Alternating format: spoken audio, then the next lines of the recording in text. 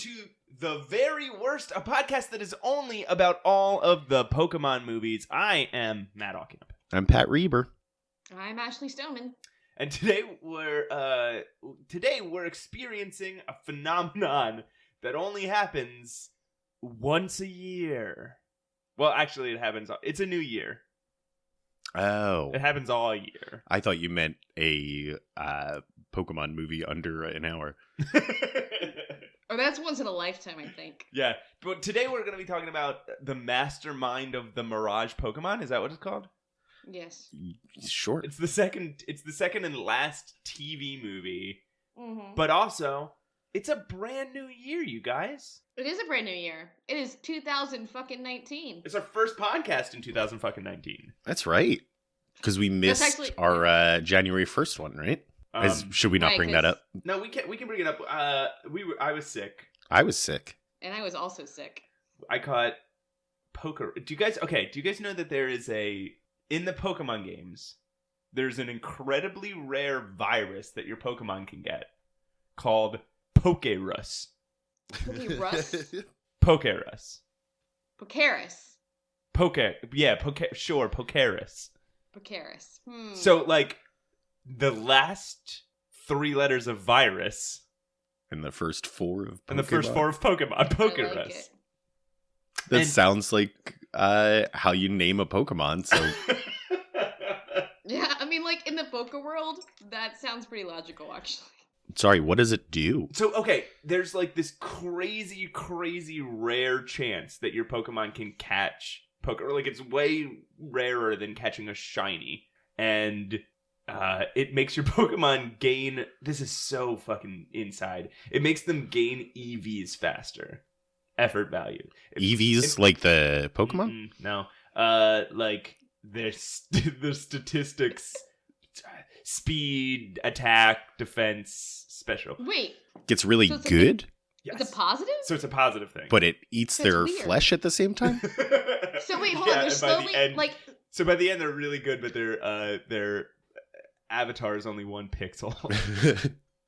So it's like as they're slowly disintegrating and becoming like decrepit, they are also getting stronger. Yeah, no, like, the whole thing's good. It's good to have Poke-a-rus. What? Yeah, and if you have it, any Pokemon in your party that has it will spread it almost not instantly, but very quickly to any other Pokemon in your party. Oh, shit, yeah. How do you So, catch it? It just happens I didn't know this existed. I played Pokemon my whole life, and I didn't know this existed until, like, last year when I briefly toyed with the idea of competitively playing Pokemon. Oh, my God. I quit. So I was, like, raising up a competitive team, and it's the quickest way to get your Pokemon to, like, its top. This sounds like a scam, Matt. This sounds like somebody was trying to make sure you didn't provide too tough competition. So I don't know how this fucking happens in the... Like, I honestly don't know when and how it happens in the game, but yeah, there's this incredibly rare thing that happens. So the way that most people get it is they trade Pokemon with the Poke-a-rus. Oh. So that's like how I... It's like letting your kids get chicken pox. Right. So that's how I got it for my teams, but like I don't like apparently it's just something crazy rare that'll happen sometimes when you're playing the game. Wait, your Pokemon will suddenly have a virus. Okay, so I want to understand this really quickly. So if you trade with another person who has Poke-a-rus, you can get Poke-a-rus? No, if somebody trades you a Pokemon with Poke-a-rus, you would just put it in your party and let all your other Pokemon catch it. Poke-a-rus? I hardly know her-us. Sorry. Well, so wait, Matt, listening. you contracted Poke-a-rus? I contracted Poke-a-rus. I have it on several of my Pokemon game cartridges. What? The microphone can't pick up my grimace here. We just spend a lot of time like in the same room across the table from each other talking at each other. Yeah. We share a drink sometimes, like ew. Yeah. Well, no, So, mostly the drinks we also- share is whiskey, so like it'll kill Yeah, me. it's not like we're not okay, sharing okay. a glass of water while we podcast. That's what I thought you meant. Like you were sharing like a Coke or something. No, we get okay, before we podcast. What's wrong with sharing a Coke? Yeah, no, spread the joy. But listen, That's specifically what they tell you to do with it. I know, Listen, it's really weird. Before we start podcasting, me and Pat, we get like a big jar of water. And we both hold it the entire time. I have two It's a hands. mop bucket. I always imagine you guys with a milkshake between you, and like you have two Pat straws. has one hand on it, and we just lean in and we slurp from it. Like cats Yeah, Perfect. from our bucket of water. and we only do it at the same time. I look at him. There's a look that I give Pat that says, "Are you thirsty?" And he has a yes look and a no look. But if we exchange yes, we're both thirsty looks. Then we lift it up to our mouths at the same exact time and drink at the same exact time. Do you also have like I said, the milkshake, the two straws, Yeah. and also like when you guys eat spaghetti, like sometimes there's a one long piece. Sometimes there's one long molecule of water. And you guys just sort of like No, it's like a keep eating or keep drinking until you meet in the middle. we make a little game out of it. We try to good. drink at the same time without accidentally kissing. It's fun. It makes hydration fun. Well, yeah, we succeed about 80% of the time. It makes it easier for editing. This is going back to Poke-a-rus, or how do you say it? I say Poke-a-rus. Poke-a-rus. So It's crazy that you so often, Ashley, will pronounce things as if you've only ever read them. Even though it's a word that you heard. But even though it's a word that we know you learned by hearing it. Poke-a-rus. Poke-a-rus? Poke-a-rus. Poke-a-rus. Sure. No, but here's the thing. Because I'm seeing it in my head, and the way I'm seeing it spelled is Pokearus, yes? Pokerus. Like a dinosaur. R-U-S. That's what it seems... Okay. So your question is about Pachlu? What was... Okay, so Poke-a-rus. Yes? That's how you say it? Poker. You don't understand that this is actually an obstacle in my real life. Like, it's like something where I mispronounce words because I see them differently in my head, I guess. I don't know. I'm insane. Mute. So here. Okay, yeah, alright. I want to hear your I think question I about pronounced Poke-a-rus. every Pokemon's name wrong. I'm almost positive. Like, I've never gotten it right until someone is angry enough to yell it at me. Pikachu. Pikachu is a totally different thing. It's like Pika's when you want to eat non-food objects, right? Okay. This is not something I'm familiar Pica with. is a disease you can catch, and it makes you want to eat like metal and like Pica? foam. Oh. Pica. Pica. Pica. Cool. So Pikachu actually works a lot better than I thought it would. Yeah, like It as if it's does. two words. Yeah. So I want to get back to my question really quickly. If I were to get the Pokemon games again, Yes. if I were to play them again, and if I traded with you, could I get Poke-a-rus? Only if I traded you a Pokemon that had Poke-a-rus. Which I would, so that you could train them faster. For a Right, price. If you had a Pokemon with Poke-a-rus, Mm-hmm. then it spreads to all your other Pokemon, right? Only the ones in your party. It freezes if the Pokemon's in your box. So wouldn't you already have other Pokemon with Poke-a-rus? Mm-hmm. So just give me one of your ones. If I with wasn't Poke-a-rus. careful. Okay, I will. Thanks. You're welcome. Jesus. Did we have to do this on air? Okay, what if you open up a restaurant for people with Pica and you called it Pikachu and Pikachu is the mascot, but it's like Pikachu eating a couch. Yeah, that sounds... And at the restaurant you served like a bowl of screws and like wads of paper. And if we have any Pica sufferers listening, we're not making fun of you. We're just, I think, maybe making fun of you, and I'm sorry. So I think we're making that's fun of offensive. Ashley still, right? Okay. This Are is we? Okay. we're just spinning off of making fun of Ashley earlier. I bet it sucks to have Pica. Well, then again, who knows? No, it's harmful. It's not entirely cool. Yeah, but wouldn't it be cool to enjoy eating, like... No, you don't. I don't think you enjoy eating them as You much just have as... the urge to. Right? I mean, you brought this to my attention. All right, Pica sufferers in our audience, if you feel comfortable, email us. Tell us all about Pica, whether or not you like it or not. Yeah, feel free. Sincerely, if we've got this wrong, please let us know. This is... Yeah, actually, that would be kind of interesting. If you're comfortable with it. This is a podcast that's only about all the Pokemon movies and us trying to learn about what it's like to have Pica. Right, I forgot about the Pokemon movies. That's... Right. Do you guys Are we still talking about that? Do you guys want to talk about a Pokemon movie? Yes. I am psyched to talk about this one. Yeah, this one's... we say this so often that it might be losing all meaning, but this one's nuts. This one rules. It's so streamlined. I have to start out with that as my high point of the movie. It was 43 minutes long. Well, also, they packed a lot into a really short film. This one was written by 7-year-olds.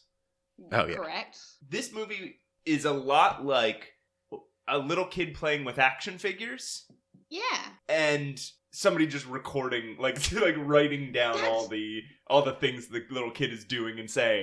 And being I think I made this point a long time ago, where a lot of these movies just sound like a kid playing make pretend, make believe, and like because they call the bad guys, right? And like it does sound like someone recorded their 6-year-old child playing a game and then just wrote it down. And It's also like, yeah, like, well, these are my Pokemon, and these are my Mirage Pokemon, and it's like, okay, it starts with something wild, but it's something classic Ash. But it starts out with them going to a laboratory that's a castle. I think somebody even says, "Now that's a laboratory," and it's like, no, that's a castle. That's not. Yeah, somebody says, I've never seen a lab inside a castle before. It's like a little kid had an idea for like a story with his action figures and didn't have a laboratory set, but he had a castle set. Yeah. That's right.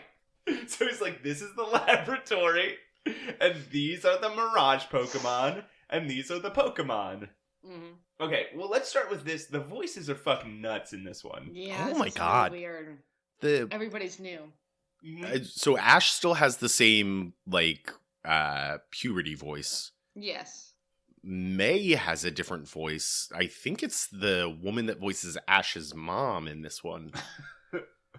So, what happened here is this was right as Pokemon distribution changed companies.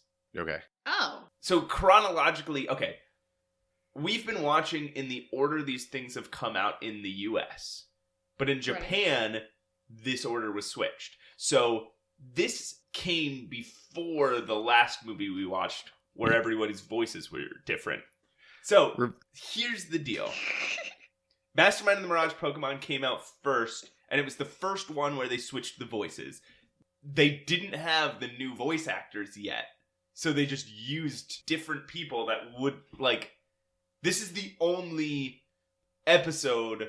where these are like the fill-ins. Exactly. That's insane. And then the people that voice everybody in Lucario is who voices everybody from now on. Okay.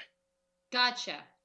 This one has a Brock impersonation. It sounds like it's me doing a Brock impression. It does. Well, a lot of these, even Max, sounds like someone's doing a Max impression. Like, it's just none of it is good. Guys, did we voice this movie? Yes. Maybe. I think Paul F. Tompkins has a part in that. Yeah, the voices are fucking crazy. We open up with our gang, just like walking through the forest, and Ash is apparently reading a letter over and over and over again out loud about what a great Pokemon trainer he is. This is a very Ash thing to do. It's so Ash, and every time he acts surprised, because what happens is he's talking about how he was invited to this laboratory by a Dr. Young, to show him his new battle system, whatever the fuck that is, and it complements Ash's training skills Yeah, in it the says letter. that he's chosen because he is an elite Pokemon trainer. Right. And he finishes reading the letter and he says, "Do you hear that? I've got amazing Pokemon battle skills." And then May is like, "Yeah, you've been reading this letter like over and over and over again." So Ash is reading the letter and every time acting surprised out loud when he gets to that sentence. Which is, yeah, again, very Ash. And then it goes into the fucking best theme song we've ever heard in one of these movies. Yeah. Pokemon Masters, your heart beats faster, training for the top, cause you know you can't stop. You train a kid, Pokemon Pass, the power of a master, all before you will die. But don't let it get to your head, young trainer, the road is long and filled with danger. Everyone says they deserve to be number But who one. can top you? The answer is none. Because they never see the next. Oh, really? You guys thought Is this this was the just best? the theme of the... Actually, I'm sorry to steamroll you, but if you're about to insult that song, you deserve it. Is this just the theme to, like, the Pokemon show at that time? No, I don't think so, but it's really good. I'm really impressed through the history of these movies at I don't even know how to describe it. Just span of genres that they've written songs with specific Pokemon names in. Right? There's like techno songs and pop songs and country songs, and now rap this songs. is like this old school rap song. It sounds like, you know what it sounds like? It sounds like the The band. Sugar Hill Gang? Okay, yeah, that's a better. I was gonna say it sounds like the rapper from the Go Team. Okay, yeah, sure. Without all the like weird indie like Lo-fi noises and stuff. lo-fi noises and stuff, just the rap parts of a Go Team song. This was so good. All right, now Ashley, say your opinion that's wrong. You know what? I'm gonna hold my peace on this one. How about that? Because I'm gonna let you guys enjoy something. All right. Well, in 6 months when we come back around to it, you can tell us how bad and dumb we Okay, are. great. We'll let you be the one to go on and on about the theme song, and we'll sit quietly. By that time, I'm gonna write my own Pokemon theme song. We also find out that this is the 10th anniversary special of... Oh, I didn't know that. Oh, yeah, I missed that detail as well. Yeah, well, you guys were so focused on how great that theme song was. I know. You weren't looking at the TV, you were, dancing with your eyes closed. I was spinning around on my head I got up and walked out of the room for a moment. to dance. But it says 10th anniversary on it. So so then they get to this castle. So I'm sorry. Does that put us at like 2007, 2008 that this came out? I could look it up. I don't know. Yeah. I don't know offhand. Okay. Yeah. I could look it up. I could look it up. I'll look it up faster. All right, it's a race. Mastermind. And while you're listening to this, guys, tweet at us who you think is going to win this race. Yeah. Matt or Ashley. You got to tweet quick though. 2006. Pull out to Twitter. Matt wins. 2006. Fuck! So the first thing I noticed about this movie, and this drove me nuts. Hold on. There's a redub of this movie. What? This is something. Now that I have the Wikipedia up, there's a redub of this movie with the other voice actors, the permanent ones. That's insane. Oh, hey guys, do you know what the opening theme song is actually named? It's named Pokemon Go, like the game. Oh, FYI. they held on to that. I They wonder. held on to that, and they were like, "We're gonna use this at some point."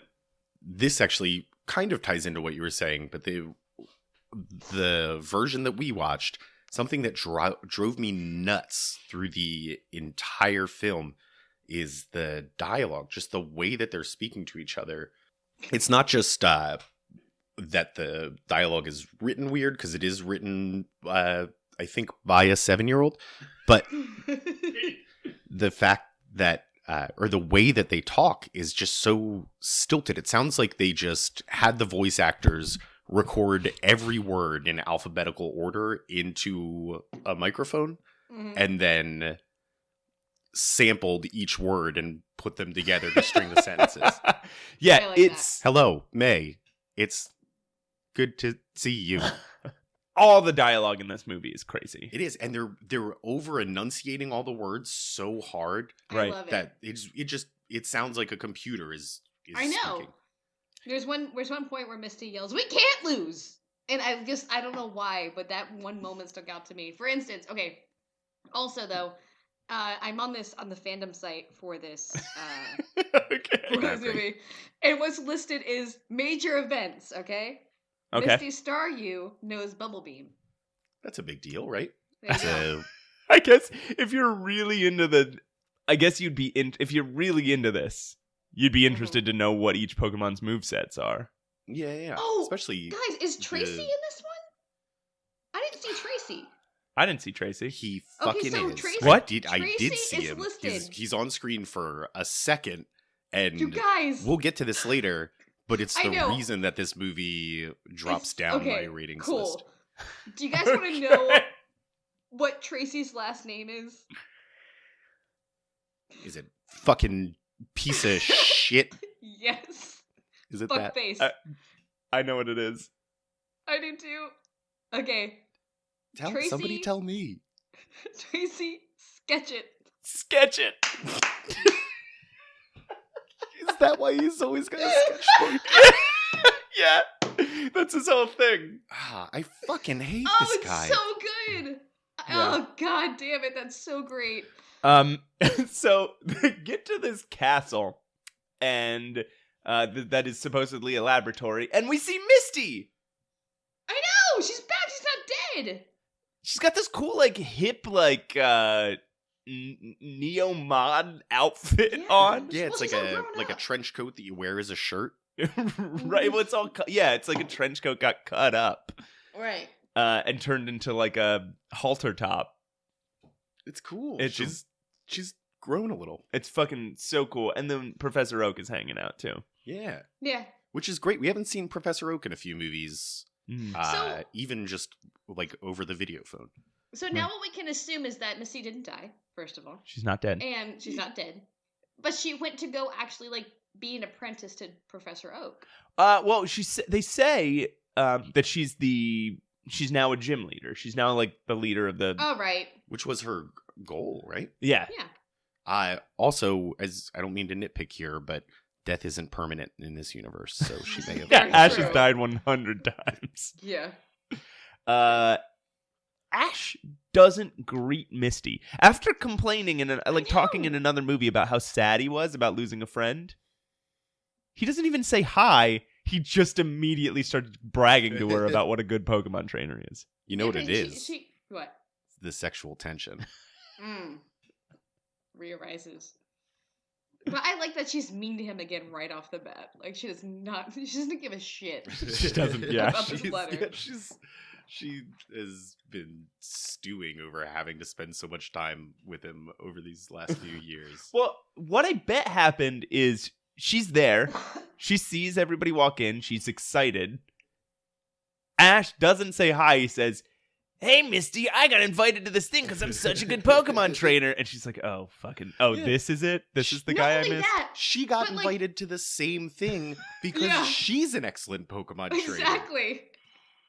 Like, that's the first fucking thing he says to her. And what I love is that Ash is still like this vagabond teen, and like she's accomplished her goals at 14 years old. Like Yeah. her career is set. Yeah. Like she's done it, and he's still just wandering around, not real, like aimlessly, not knowing what he's doing. Trying to And find then- himself. She's Exactly, and then yeah. bragging to her about this one fucking letter that he got. that she also got. Yeah, That she also got. is so beyond him at this point. I like how Ash is so blind to his own pride. It's so awesome. Do you ever have a crush on somebody at some point in your life, and then you look back on that time, Yes. and you're like embarrassed about it, and you're like, I cannot believe I considered them as like a romance. That is what Misty's experiencing at that moment. Sure. 100%.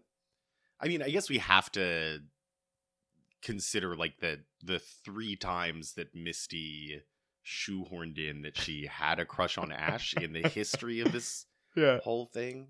But man, it really like you don't feel it. No. There's a Christmas song and a short conversation in the second movie. they find out they're here to test this new battle system, and Misty is like, we're going to be rivals again. Were they rivals? Is that what they were? I guess. If I remember the TV show right, Mhm. Ash wrecked Misty's bike Right. when he was like trying to save Pikachu or something. He stole Misty's bike and then crashed it immediately. And then she chased him for a while because she was like, "You owe me a bike," and then they just started catching Pokemon together. Is that a rival? No, it sounds like a stalker. Maybe I feel like they had sort of a friendly competition thing going in the past, Sure. right? It was just like, I hey, get we're you. together. We battle? have similar goals. Let's see who's better at each. But each then again, thing. that's where the sexual tension comes from. Is like where you're the slight animosity of trying to be better than the other person Right. only draws you closer. That's how all my relationships have gone. She Just trying to one up your significant other. This again feels like a little kid wrote it because like in the Pokemon games, the other person is called your rival. Right. And so it seems like a little kid in their like headcanon, and they're like, okay, so Misty is Ash's rival. That's where they learn the definition of rival. And so then like when you're a little kid playing with action figures, you're like, the bad guy is called the bad guy and the good guy is called the good guy, and they refer to themselves as such. That's what's happening here. I am the rival and you are the main character. So then Dr. Young shows up, and it's this like cool androgynous like purple. This purple eyes, teal hair. Yeah. Paul F. Tompkins' voice. I didn't quite get. These like oval glasses with no frames, and like a bulky yellow turtleneck. It's like, Yeah, here's another hip dude. is it a dude? Oh, that's a good point. Maybe I'm Yeah, making assumptions. I don't know if they refer to gender, and I assumed because the voice sounds kind of male. Sure. But looking at that character, I could not tell if that was a man or a woman. I just assumed because they have doctor in their name that was very unfair of me, and I'm sorry. Dr. Young comes out and tells them, I don't even know. It's like, hey, welcome to my thing. Welcome to my Pokemon laboratory castle. I'm trying to do the voice. It really sounds like not necessarily. I hate to harp on this, but not Paul F. Tompkins himself. But when he does a voice in a cartoon, like that, that kind of higher register that he hits when he's being like a grand cartoon character. I could see that maybe without the smokers. Yeah, the smoker edge to his voice, Sure. like the smoke for 10 years. For those who who don't know what Pat looks like or can't see Pat, well, they obviously can't see Pat currently, but if anyone could do like a Paul F. Tompkins impression with a mustache, it's Pat. strictly based on looks, not as we looks, just learned, not based on can- voice.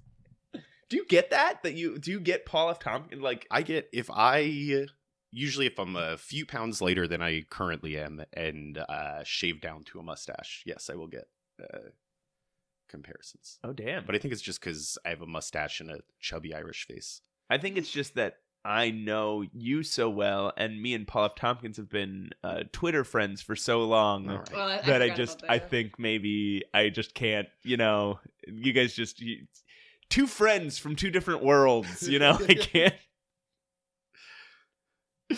So Is this a name dropping episode? yeah, absolutely. Matt's an early Twitter adopter, early I enough remember this. that celebrities didn't know that they shouldn't just follow everyone. That's not what happened. I'm sure. We're best friends. So That's actually one of the reasons I followed Matt in the first place. the ground started glowing, and Oh yeah, there's like these little orbs in the ground, these little half orbs that start glowing, and we're alerted to this fact because Mac says, well, somebody says, "What's this?" And Mac says, Ground's glowing. He's like a young Han Solo. Ground's Like glowing. that. Like what pronounces, like reads his lines strangely, and he has like these weird interjections. Yeah, and he explains this every situation in 2 words. Boba Fett. Ground's glowing. And then somebody else says, it looks like a mirage field. And they're right. They're right. They're right. But what the fuck? Is this a common thing? Yeah, some Pokemon appear, and somebody says they're Mirage Pokemon. And how does everyone know what the fuck this is? I don't know what's happening. Oh, yeah, it's, my aunt had one of these. It's a Mirage. It's a Mirage Field. Yeah, I was reading about it in New Pokemon Magazine. It's a Mirage Field. Yeah, these things. Apparently, so Dr. Young explains that a Mirage Field creates Mirage Pokemon out of their Pokemon data. So essentially, they're playing Pokemon in Pokemon. Yeah. What's that? Well, so what they're doing is taking this is how I understand it, because Professor Oak has a very moral problem with this. They're taking the information they know about Pokemon to build, I guess, like the DNA of a Pokemon and eliminate any inefficiencies, so they can it's essentially cloning, but they're making them out of, I guess, like the hard light technology from X-Men. Right. Yeah, so this is like a danger room. Yeah. This is like a VR experience Pokemon. Yes. It's like a reverse Matrix. And then Team Rocket. Well, what I find so strange is that Pokemon in this world are comprised of data, Right.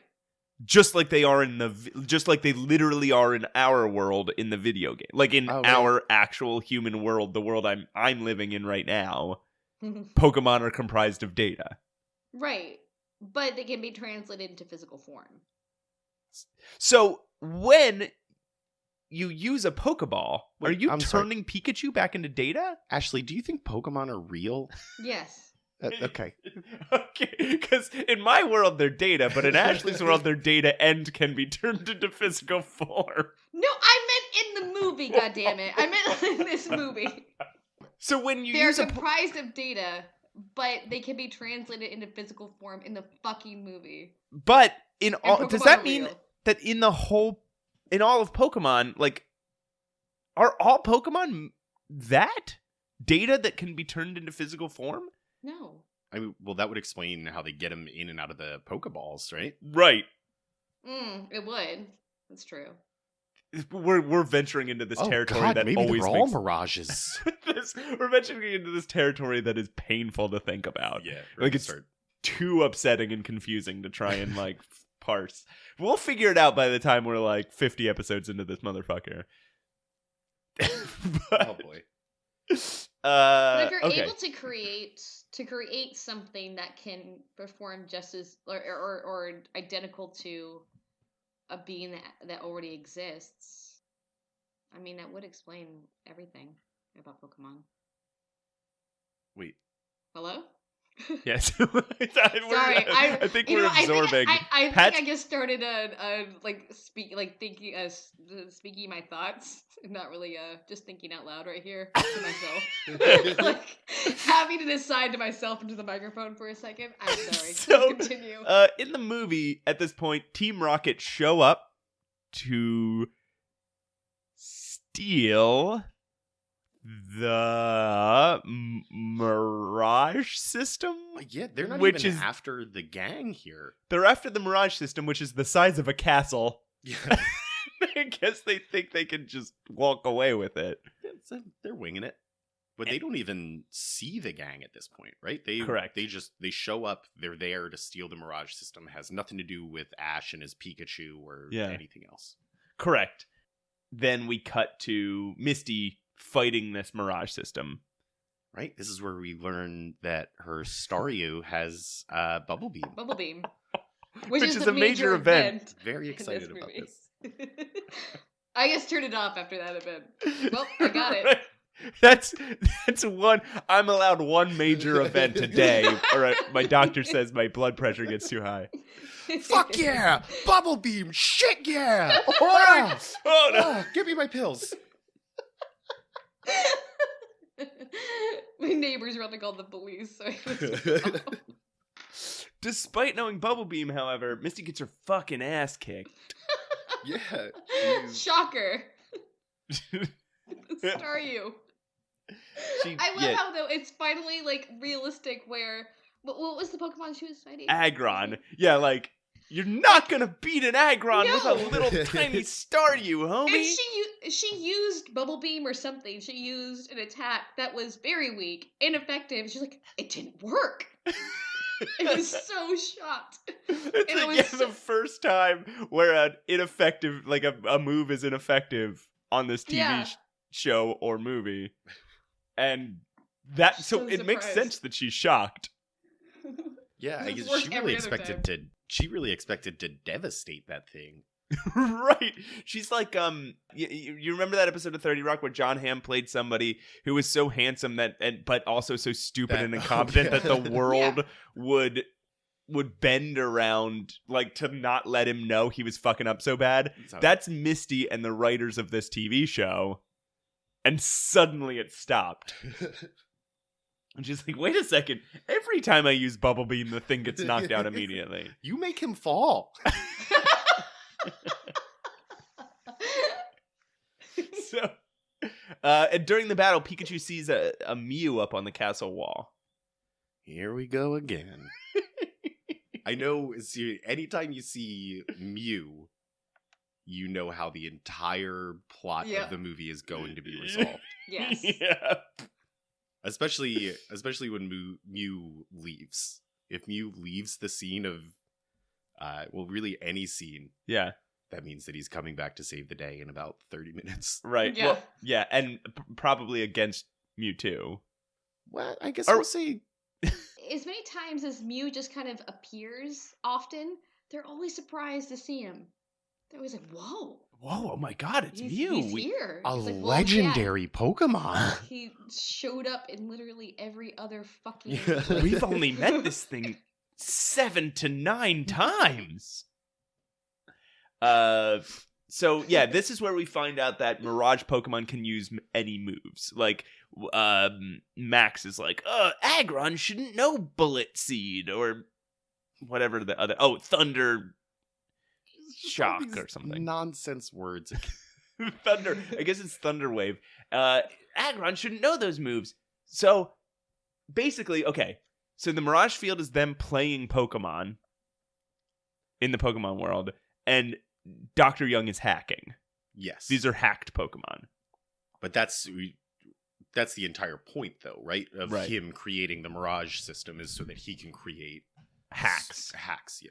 Ash fights the Mirage Pokemon, the system. Ash fights the Mirage system next, and it glitches out and explodes. The glitch is so fun. Aggron is just like standing there going Aggron, and then all of a sudden you see the what looks, I guess, like a computer glitch. Yeah. And his physical form starts glitching out, but while it's doing that, he goes He looks- just making weird. He looks so upset, though. He does. He looks like this is physically hurting him, Oh God. which makes the rest of the movie really disturbing to me. Yes. Oh, because There's these I things mean, there's are. a lot of things really These- disturbing. Because these things feel pain, Yeah. Right. which suggests certain levels of consciousness that makes the rest of this really uncomfortable. Mm-hmm. Yeah. Right, they're created in a lab. They feel pain and can be blinked out of existence at any moment, Right. and are fully aware of it when it's happening. I know, yeah. Oh God. Which happens a couple times in this movie. And something is like decreated. and recognizes it's happening and is not happy about it. I mean, they all speak in their Pokemon language, but you can tell they're saying, "Oh God, no, No, please, please. I want to live. I have a family. It's been so brief." Aggron disappears, and then a bunch of Mirage Pokemon show up and start. And like tough ones. Yeah. They got a Machamp. They got that bear that wears like a frilly jacket. Aerodactyl. An Aerodactyl. What's that one that's just a bear? Ursaring. Ursaring. That's the one. What? I like that guy. Because he's got it. Because he's a bear, Ursa, and he's got a ring on his stomach. So Ursaring. He's also got frill on his shoulders. Yeah. And then we are introduced to the Mirage Master. He looks like he's wearing a He's wearing Deadpool's mask and Carmen Yes. Sandiego's hat and jacket. He's got a trench coat with a collar that's like a fucking foot tall. But then he has Jigsaw's voice. Yeah. And it's genuinely horrifying in the beginning when you hear his voice. I am the Mirage Master. Yeah, it sent a little chill down my spine. and then I saw that he was dressed like Carmen Sandiego, and I was fine. Dr. Young is very surprised by this appearance and says, "What in the name of science do you want with my system?" Yes. Which is an all-time line. There's a few of those in this movie.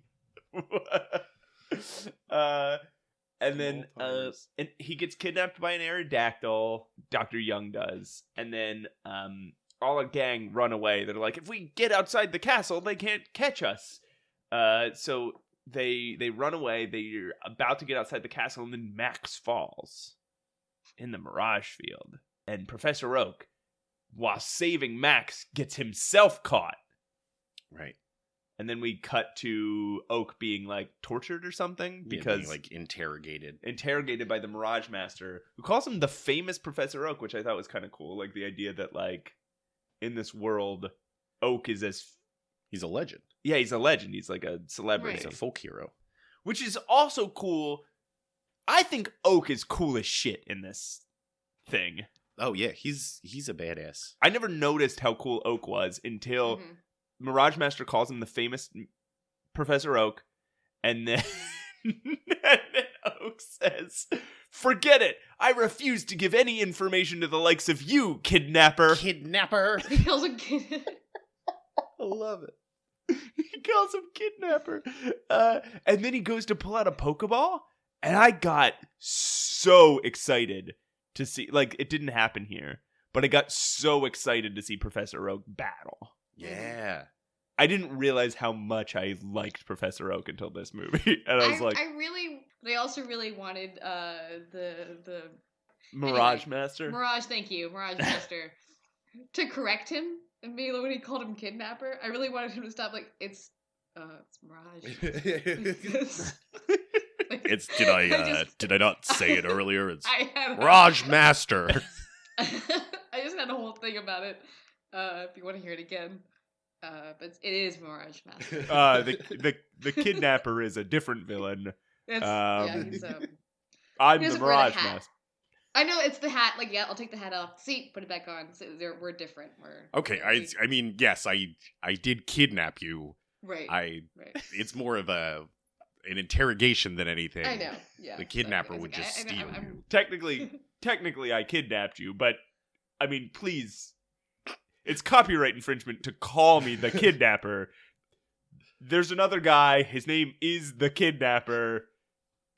He's not. I promise he's not me. I'm Mirage Master. Yes, okay. I don't mean to nitpick. This would be considered kidnapping. I kidnapped you, but what you have to understand is I am more interested in mastering mirages. That's just one of my skill sets. Like what my main objective is mastering mirages. So, for example, a janitor. You call him a janitor or a custodian. You don't just call him toilet scrubber, though he scrubs toilets. That's just one of his many duties. You know, I'm sure the Kidnapper had to use a mirage once in a while, and nobody called him the master of mirages. So Professor Oak pulls out a Pokeball, and then he gets stopped. He doesn't use it yet. And then Mirage Master said, I wrote down so many lines because there's so many good lines in this movie. There's He great says, ones in this one. there's no Pokemon in existence which can resist the power of Mirage Pokemon. Which is a nonsense sentence. That doesn't mean anything. Like, what? So this part is full of nonsense lines. Stop trying to resist my Pokemon's power! Like, what? But the overall scene here is a good one. I think they do like a really cool thing here where Mirage Master's goal is just to start stealing Pokemon, stealing information about Pokemon, which he's kidnapped Professor Oak to do because Professor Oak is keeping the Pokedex. Right. And he explains that his plan is to create the perfect Pokemon by getting all the information about the like weird, super powerful Pokemon that Ash and the gang have come across and put in the Pokedex. So he needs the password to the Pokedex. Mm-hmm. And Professor Oak, in response, starts going on this anti-eugenics lesson about how like you can't go for genetic purity, you're removing individuality, and like it's a very simplified argument because this is all made for 7-year-olds, but it is just a strong like message and a good one because Professor Oak's a fucking badass anti-fascist. That's true. Yeah, I guess he is going on about how like it's our weaknesses and our differences that make us unique and make Pokemon unique and important. Yeah. He's applying it to Pokemon. I don't know how he feels about human eugenics. What if you found out that Professor Oak is like he's super cool about Pokemon, but he's like a huge racist? Our gang are outside the castle, and they're like, "Oh, we should call the police. Somebody go get Officer Jenny." And Brock just starts babbling about taking her on a date. Yeah, of course. But do you hear what Brock says about this? Where he says, "I'm gonna go invite her to a nice dinner, and then after that, some private time." Which he says it very much like and a little bit of private time. Just too excited. At least he says he's gonna invite her, right? Like, yeah. At least he's... And that he's gonna ask her to dinner. He's getting better, I think. It's still horrible. It's still and problematic, but like it's better than his like wanting to like basically kidnap women. Yeah. And like, Officer Jenny, can I grab your butt? Like he's come a long way from. Right, this is true. He's like, do you want to come out to dinner with me?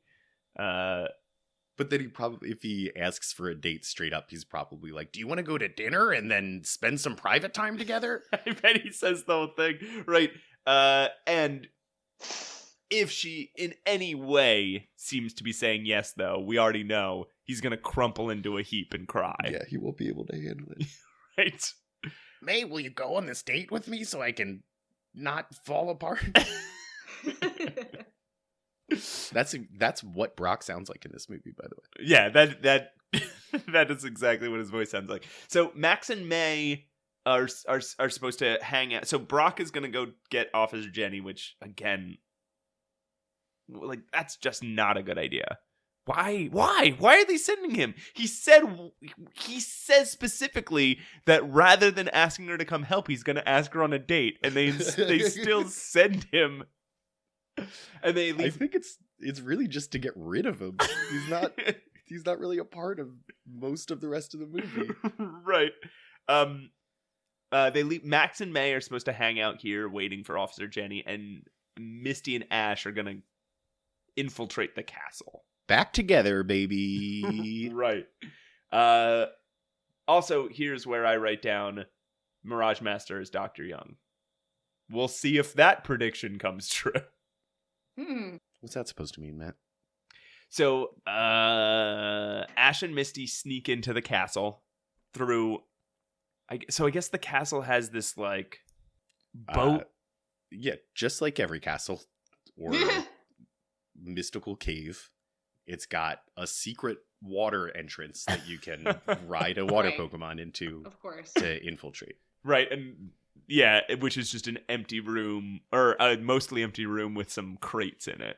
Every castle I've ever seen in any movie always has a secret entrance underneath it where you can ride. Right. Like, Yeah, oh, this in- is in definitely fact, like or the fifth castle in Pokemon that we've seen with that. yeah, feature. yeah, in Pokemon, but it also happens in like every other movie as well. Like It's, Indiana Jones. Yeah. everything. Yeah. Anything you can think of that has a castle, it's like, how do we get in? Literally every entrance is protected by armed guards. Oh, what's gonna happen? Except this giant hole. This enormous hole that's very easy to infiltrate. And we can ride an enormous boat, if not just swim. Underneath it. Right, And- that's the thing. They just swim into it. It's not even hard to get to. No one's It watching leads- it either. To the rest, exactly, leads to the rest of the entire castle. And everyone's very surprised you made it through. And not only that, but Team Rocket is already inside. Yeah. Like, this is not a secure castle. I do really love That's what yeah. I do really love Ash and Misty run into Team Rocket here, and they are all shocked to see each other. These are my favorite interactions when Team Rocket is just on a totally different thing. They're like, okay, you know what? We need a break from getting blasted off into space by Ash and Pikachu and their friends. So why don't we just go on this different mission? I think this will be good for us. We can get through this. Maybe just take it easy this time. And then they run into Ash and the gang and go, Jesus Christ! Every motherfucking time. There are other times where like the Team Rocket are just like kind of on vacation. And they still Yeah. run into Ash and Yeah. his friends. And they're Are like, you God, following what us? fucker? Leave us alone. We told you like 3 seasons ago. We're very sorry. We've saved your life twice. We saved the world a couple times, too. Please. Please just leave us alone. We don't want Pikachu anymore. So this gets them noticed, which Misty is very surprised by. They must have somehow noticed it. You were just walking through a technological like this castle that you already know has this crazy advanced technology. You were just walking around not being secretive at all. Like speaking in full volume. Full volume. While Team Rocket does its song and dance. Yeah, somehow they must have noticed us. So Mirage Master sees them down there, and he sends all his mirages to get them. And as all the mirages leave the room, Mew is floating there. Uh-oh. And Mirage Master's like, not you again. And Oak is like, oh, hi Mew, nice to meet you. I'm Oak. They've met before, right? Like, Oak I has thought met. they had. I mean, not Yeah. this one. I know this is a different one, but he doesn't know that yet, right? Guess not. But like, yeah, it is this like moment where. But also, they're in the middle of the. Okay, there's so many things about the scene. One, I thought they had already met. Thought they knew each other. 2, they're in front of like this arch enemy, just having a casual conversation, meet and greet. Where they're just like, hey, oh, how are you? Hey. Yeah, I'm Professor Oak. Oh, it's so good to see you. Like in front of this guy who's literally in the middle of like attempting to kill him. And this is what Ash does all the time. All the time, Ash is going through something. He'll do it later in this movie. He's going Which through is something why- crazy traumatic, and he sees a Pokemon, and he's like, oh, hey, how's it going? But I'm that's- Ash. You want to go for a That's swim? why it's that's why it's so funny. Where mid conversation, the master just like shoots him. It's like, okay, like I don't know, expected to know what you expected to happen. It's just like, okay, well now is my chance, and just shoots Mew. So he's like, get out of here. And Mew just like puts his head down between his shoulders and sulks away. Yeah. Sad. And calls him fail- a what is it? defective specimen, something like that. Yeah, failed Failed specimen. And Failed specimen. we find out later, this is where Oak finds out who Mirage Master is, which is very funny. I think he maybe just makes a bit of a leap. This is quite an assumption that he's making. Exactly. It's insane. When we get to it, it'll be insane. But he claims this is where he finds out who Mirage Master is. So every interaction from now on, Oak should know who this guy is. I love that. We'll get there. We come back down to the Mirage Pokemon attacking Ash and Misty and Team Rocket. They blast Team Rocket through a fucking wall into outer space. Yeah. That's like their first move. Then they beat up Ash, and then Misty and Ash go to pull out. They beat up Pikachu, and then Misty and Ash go to pull out their Pokemon, and they just get manhandled. Yeah, Machamp just grabs their hands. Like, they have a Pokeball in their hand and are about to throw it, and Machamp just, his hand is, eclipses their hand. And just picks them up off the ground.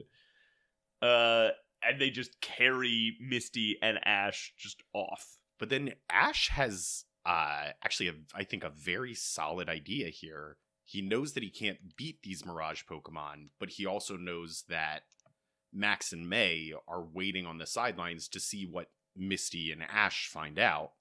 So he says we have to send some sort of signal to them to let them know we're not okay. Right. So he just has Pikachu go as hard as he can on a thunderbolt at the wall and cause a commotion, cause a big explosion. Right. And May is like, "Oh, something's clearly wrong. Let's go help them." It's Ash's first good idea. Yeah. But while Pikachu's making this big show, he accidentally sort of frees Ash, and the Machoke drops Misty to her death. And then Ash gets punched the fuck out by a Pokemon. Yeah, he does. Also, his idea turns out not to be that good because the building starts crumbling around them. That's true. Machamp punches Ash in the face, which I guess had to happen eventually, right? Which makes sense. It's a very strong Pokemon. It was, what's the name of that guy? Machamp. Right? The big one is the Chomp? Machamp. Champ? Machoke is the one with the 2 arms. Machamp is the one with the 4 arms. Yeah. I think he gets punched by Machamp, but it's like Ash has been punching Pokemon for so long. So long. Punching everything, really. Lucario and him got into a full-on fist fight. It's true. You get a little taste of his own medicine. Just a blind sucker punch. What I do like is that when Ash gets so angry and punches so many Pokemon, when he gets punched, he's so flabbergasted and shocked by it. I can't believe you. It makes do sense that. that he gets knocked out with one punch too, right? Because Machamp is like basically a man. I think Machamp is short for man champion.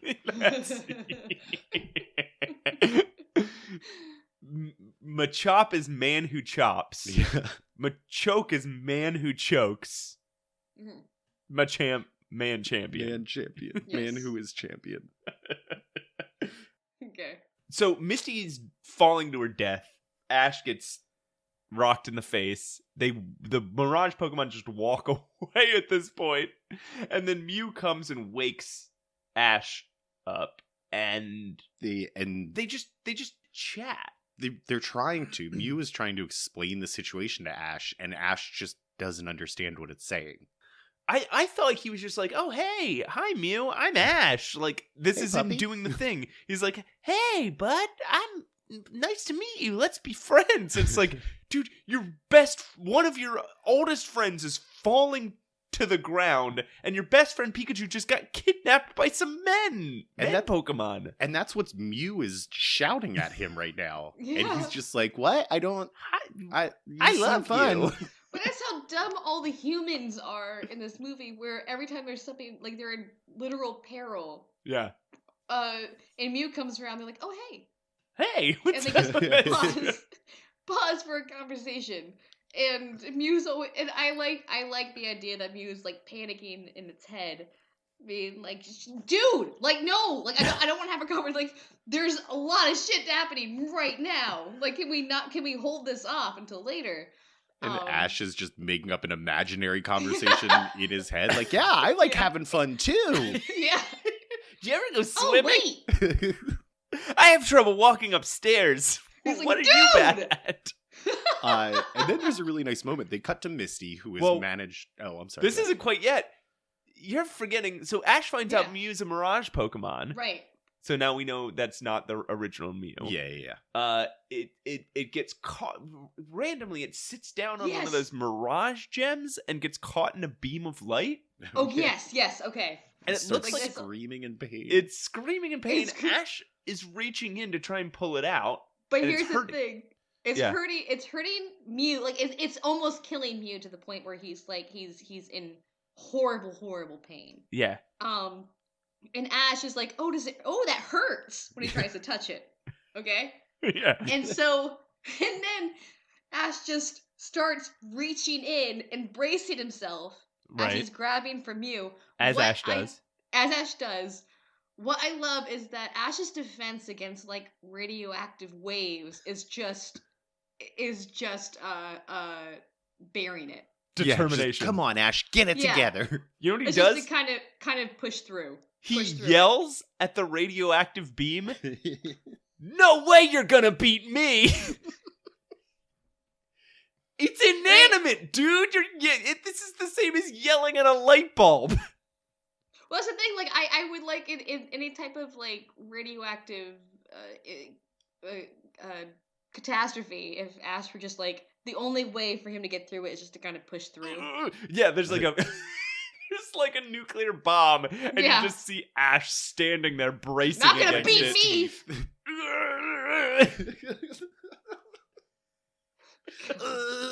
Pikachu. I won't give up. And then everything gets devastated by a nuclear bomb except for Ash is standing there. And he's just breathing heavy and he's got like dirt on his face. And he's like, I did it for friendship. I love that when he's like, I love the idea of Ash just yelling at a light bulb and he's staring at it. No way you're gonna blind me! And he won't stop staring. Or the sun. Like staring directly into the sun. But this is just this is just who Ash is. And then so he gets Mew out, and Mew starts like going meow, meow, meow, meow, meow, at him again, and he's like, Yeah. "Oh yeah, I forgot Pikachu." Oh my god. It took him so long to forget that. Like it took him 10 seconds to forget that Misty was falling to her death and his best friend got kidnapped, and it took him so long to remember. So is this where we cut back to the laboratory? This is where we cut to Pikachu- Misty. This is where we cut to Misty, Oh, okay. who didn't fall to her death. She actually grabbed a ledge on her way course. down, Right. but one of the two bricks that she's holding on to is loose. Oh no! I just to guess which one. Or she... No. So what we're supposed to believe happened here is Misty fell. We watched Misty fall like 4 stories. Yeah. Right. And so after falling 4 stories, with the tips of her fingers, she grabs on Around the 5th or 6th story. to just something. Like her hands hit this thing with the force of falling 5 stories. Did this castle, for when you were outside the castle, did this look like a castle large enough that you could fall 4 or 5 stories and then still have a death's length to go? Yeah. Because it didn't to me. Although we're about to find out there's a whole lot about this castle we didn't know. So May shows up. May shows up, and as the loose brick comes out and Misty starts to fall, May grabs her hand, and says, what did she say? She says, like, you didn't expect me to be here. Or, Something like that. But it passes the Bechdel test, though. it does. There we go. There we go. There's We its finally, Bechdel. after 10 Pokemon movies. We have the first one that passes the Bechdel test. But I think that actually that was a nice moment where, May and Max replaced Misty, and the first time Misty comes back, May ends up saving her, which is just a neat little like, see, these worlds can coexist. Yes. It's a nice feeling. That's true. They I kind did... of imply that there was like a rivalry there that we didn't see, but not going to touch that. I do really like the idea of May and Misty hanging out. Like, that's who I wish we were following. Yeah, let's get a side project. The way these the way these plots have gone before, Misty always seems to be at odds with every other female character. Right. And so for us to finally have a female character that's like, I don't want to fight you. Like, I don't care. Yeah. I don't want Ash. So, like, we're good, right? Could you imagine how much better these movies would be if May and Misty were the two? Yes. Oh my god. Right? Because they're Max the only was the characters that have shown any growth Right. throughout all of this. Misty is clearly matured a bit. May came in as like a more mature person and just keeps learning as she goes. And they have flaws, but they're not obnoxious and problematic flaws. Yes, Ash and Brock are the dumbest characters. Yeah, meanwhile, They're Ash and Brock have so learned dumb absolutely nothing. They're exactly the same. Yeah. Save Ash's like, voice dropping. Ash has like the personality of just like hitting his head against a wall constantly and daring it to fight back. Like, it's anyway, yes, I would have preferred if May and Misty were the lead characters. The two characters with drive. Right. And then if Max was their little sidekick who's just adorable and sweet and fun. Yeah, Yes. he's the nerd. Yeah. So now we cut back up to the laboratory. And Mirage Master has Pikachu in a weird device. He's Yes. extracting his memories. Which look a whole bunch like trailers from previous movies.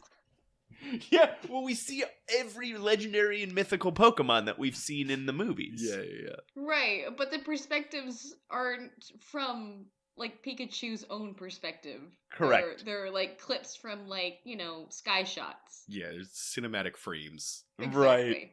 And some of them, I believe Pikachu is in. Yeah. Yeah. But it's actually, so this does make sense. The thing that I'm impressed by here is that the fake science of the movie is at least consistent to this point, where this guy's like, oh, now I have all the data about these incredibly legendary Pokemon, so I can really craft some kick-ass Mirage Pokemon. Right. And the extraction of the memories from Pikachu's brain hurts Pikachu. Yeah. It hurts Pikachu enough that Oak is like, fine, I'll give you my password. And Mirage Master's like, I've got you now. Like, finally. So the Mirage Master hacks into Professor Oak's database, and Professor Oak gives him his super secret password, his ultra secure password, the password that Mirage Master went to all this trouble to invite. You guys. Yeah. No, I just love this moment because I rewinded it and watched it again. Because it's just so good. He went through all the trouble to invite all these people to his castle. Wait. Hold on. Rewind. He invites Oak to the castle so that he can stage this whole thing and then get Oak to give him his password. Right. Why did he invite Ash and Misty and... Well, the people he invited all have access to the Pokedex, which is why I assume... Although he doesn't invite everybody that has access to the Pokedex, because once the Mirage Master accesses it, you see people across the world that have access to the Pokedex. But why did he invite other people that could foil his plans? Yeah. This is why wouldn't you invite Casey, or whatever his dumb fucking name is? Tracey Sketchit. Tracy. Get his name right. Tracy Sketchit. Like, that guy won't do shit. He'll just stand there and try to draw everything that's going on. And probably just give you the password because he's an idiot. You can probably just like socially engineer it from him. So my assumption of why they invited Ash was because he used Pikachu to extract like memories to find legendary Pokemon that no one else has seen, right? So maybe he So, invited the most he- vulnerable to He invited Ash because he him knew that torturing their Pokemon. he invited Ash because Ash had been around and seen all this legendary stuff, so he wanted to just extract all those memories from his Pikachu or his Pokemon that had seen all this stuff. Right? Could he have hooked Ash up to that machine Probably. and taken Ash's? Why didn't he Also- invite Misty? Well, no, Why what did he I'm invite what I'm saying, this is this is to piggyback off what you're saying. Maybe he only invited people that he knew that if he stole their Pokemon and started torturing them, they would be willing to give it up. Like Stacy's a fucking piece of shit. Tracey is an awful person, right? And he probably, upon seeing one of his own Pokemon being tortured, would be like, do your worst, kill him. I don't care. I'm a cold-blooded shithead. But Ash or Professor Oak, when they see a Pokemon Right. in pain, will be like, okay, I'm sorry. Here's the password. Please stop It's hurting this Pokemon. Here's That's my true. password. It's red green. Oh my god. Red, green. But I love how you think it's gonna be something so spectacular because he's like, okay, R E T Yeah. G R E E N. It's fucking. It is the. Okay, Mirage Master Oh, is a world-class scientist. He invents Mirage like he's a hacker. He's like a. He could not fit. This would have been my second I guess. couldn't guess red. Yes. There's no And- capital letters. There's no characters. I would have been like, Yes. okay, Professor Oak, what would his password be? Pikachu. No, okay. Maybe red. Oh, it's Japan, so probably red green. And then No, it's like, but oh yeah, oh got it. That would I be almost my expected- second guess. Yeah, I almost wait, expected him to pause and be like, "Is it? Oh, that's the whole thing. That's, okay, That's- No, red, green, no numbers, no numbers. exclamation point at the end. Nothing. Or... Just special character, nothing. like It's just red, green. GR33N or Guess- No, just green? You realize how important this information is, right? Like this is crucial information. You see what I'm doing here, right? It's 2006. You really should have learned this lesson. Like, we all are you- know the first two Pokemon games. Can you imagine Professor Oak setting up his Pokedex for the first time? Like, just setting up this elaborate system, being Yes. like, I should protect this with a password. I like Red, Christmas a lot. green. He's like so satisfied with himself. And he's like, I guess a quick question: why red, green? He's just like, I like Christmas. Yeah, what's the significance of red green? Oh, okay.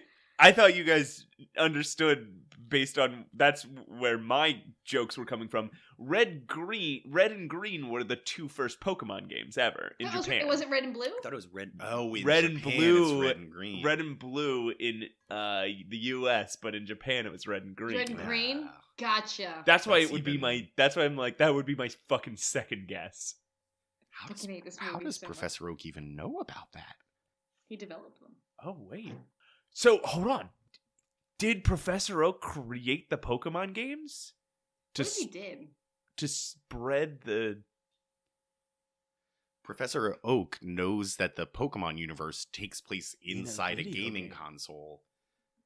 So even he's accepted that that's his entire own universe and is now using that to his advantage, having millions of children in a higher universe observe his universe and collect Pokemon for him. So I mean, there are more Pokemon than there are grains of So sand on your favorite beach.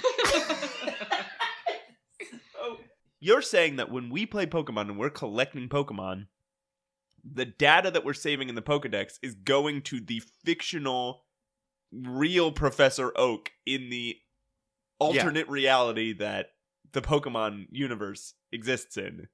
Yes, we are it's like the- interdimensionally communicating. if your universes are stacked on top of each other, Yeah. the universe directly below ours is through our Game Boy consoles. into the Pokemon universe. Wait, so that means like every action that you are performing through your video game is an actual consequence that happens in this world. Well, no, I think it's a video game in our world, but when we save Pokemon to our Pokedex, It has real life consequences in right, Pokemon. Professor Oak, in his alternate reality, has now access to that data. Is I think what Pat's saying. And the movies Okay. are Professor Oak desperately trying to explain to us why we need to Why we play need to Pokemon. keep playing Pokemon games. Which is why they all feel like advertisements. So anyway, Mirage Master now has access to all the Pokemon data in the world. Right. And I mean, like, so do I, if I just go to, like, the Pokemon wiki. Like, it has all of that data, too. But anyway, I guess they don't have the internet in this world. They can't just pull up Bulbapedia. So Officer Jenny, we cut to Officer Jenny, and she's talking to... Oh, well, also, Mirage Master does a thing here. He has a flex where he goes... Aha, Professor Oak, now that you've given me access to all the Pokemon data in the world, you didn't realize that you were actually giving me access to, dun dun dun, all the Pokemon data in the world. And Oak is like, oh no, how is he getting... What was the difference? What? Do you guys understand what changed here? I guess Professor Oak wasn't aware that he would be able to access his whole network. I mean, he should have been aware of that. He's giving you the password for the whole But network. do you think he's also like saying like, do you realize what I'm using this for? Like, it's like by giving me all this information, you just gave me all of this information. And Oak is like, and I'm going to destroy the world with it. Thank you. For your red-green password. We cut to Officer Jenny, and Brock is there trying to tell her that about what's happening in the castle, but he can't get through a single sentence without asking her on a date. Right. He's like, Blue everybody's about to die, and will you go to dinner with me? No, I mean to say, the whole world is in danger from... I mean, I want to fuck you. I mean, no, that's not what Hold on a candlelight dinner. No, And she's... Until Nurse Joy calls, which Brock also reacts inappropriately to. Look, Brock told them this is what he was going to do on this mission. And he is going out of his way to also try and help diffuse the situation while he does it. This is literally what he said would happen. He said, here's my plan. I'm going to go ask Officer Jenny out. He does it. So Nurse Joy calls, and then Brock acts inappropriately to that, and then Officer Jenny now understands what happened because Nurse Joy explains it in 6 seconds when Brock couldn't explain it in what we can only assume was hours. Do you think Officer Jenny and Nurse Joy remember Brock each time they run into each other? They seem to forget him. It seems to be every couple of years they cross paths with one of them, and he makes a fool out of himself, but... I mean, let's be real. They have a Facebook group where they discuss this privately. That's fair. Do you think he walks into the police station and Officer Jenny's like, oh, God. Yes, absolutely. I thought we were done with this. Okay, so we cut back to the castle. Mirage Master makes a Mewtwo. This doesn't... What the fuck? You have access to the best of every Pokemon, and you just make a Pokemon that's already a Pokemon, which is the exact same thing that happened in a different movie. Mewtwo is already the perfect Pokemon. You didn't need the data on every Pokemon in the world. You could have just gotten the data on Mewtwo. Yeah. And Mewtwo pops up, instantly vaporizes all the other Mirage Pokemon. And Oak pulls out a fucking Pokemon. Professor Oak pulls out a Dragonite. Yeah. I love Dragonite. You don't see him very much, but he's just like a goofy looking Puff the Magic Dragon. He's Thank like you. Magellan from Eureka's Castle. Yeah. Oh my god, that's a good That's pull. our second Eureka's Castle reference on this podcast. What did we talk about? Bog and I don't remember. damn it! I What don't is the remember. name of those two Grover-looking motherfuckers from Yeah. Bog and tweet at Ash Stoneman the Yes, names please. of the two Grover-looking Pokemon. Your best guess. Wait, whether are you those know what we're Pokemon? talking about or not. Are all the Eureka's Castles Pokemon? Batley is. Okay. Yes. All the Muppets are Pokemon. So You guys know that. It's a fact. I didn't know that New Zealand is a legendary. So Oak fights the Mewtwo, and everybody runs away, and they all run out of the castle, and it's like that scene in Harry Potter and the Deathly Hallows Part 2, where they run to the other side of the force field, and they're like, haha, you can't get us. But then suddenly, in Harry Potter, the force field collapses, but in this, a bunch of missiles shoot out of the castle, and the Mirage field expands, and they're like, haha, we can catch you. And they're like, holy shit. This is so. It turns out this castle is a modern military complex. It starts firing rockets out of the. Yeah. What do you call it? What do you call that? parapets, castle, the towers. The towers Oh of my the God, castle. yeah. Right? And they're full on rockets. In this case, they have just little Mirage machines Yeah. attached to them. Thank God, because there's no reason you couldn't attach a similarly sized nuclear warhead to it. And he even says that they have unlimited range of attack. He can send these rockets to anywhere in the world. Right. And immediately says, with this expanded Mirage field, my Pokemon can go anywhere.